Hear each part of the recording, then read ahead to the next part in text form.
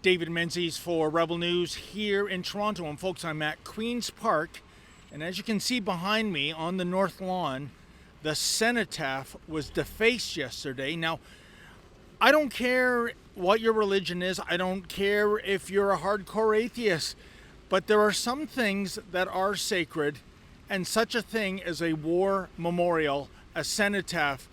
And somebody yesterday had the audacity to write Palestine on this cenotaph. And by the way, do you see any mainstream media outrage about this? No, absolutely not.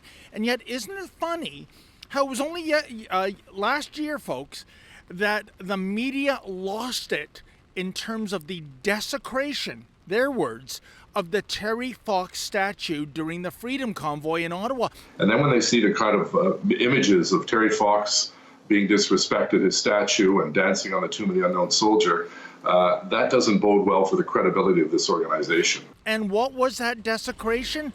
It was a Canadian flag draped on the statue. That's right. By the way, if putting a flag on the Terry Fox statue meets the benchmark of desecration, why is it that none of the media get upset during the Gay Pride Parade when the Pride flag is draped over Terry Fox? Oh yeah, that's right, I forgot.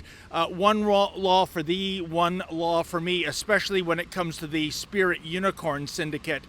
Now, if you can imagine, it's been more than 24 hours since this came to our attention, and the authorities have done nothing about it. In fact, the person behind me, he didn't want to come on camera. That's just a good Samaritan.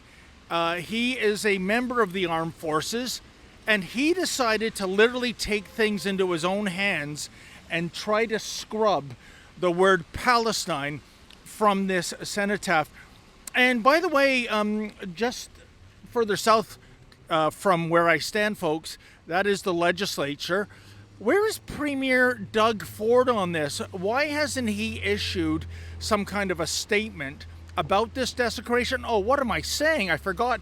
On the South Lawn was instrumental in getting the statue of our founding Prime Minister, Sir John A. Macdonald, put in a makeshift coffin with a garbage bag draped over his head.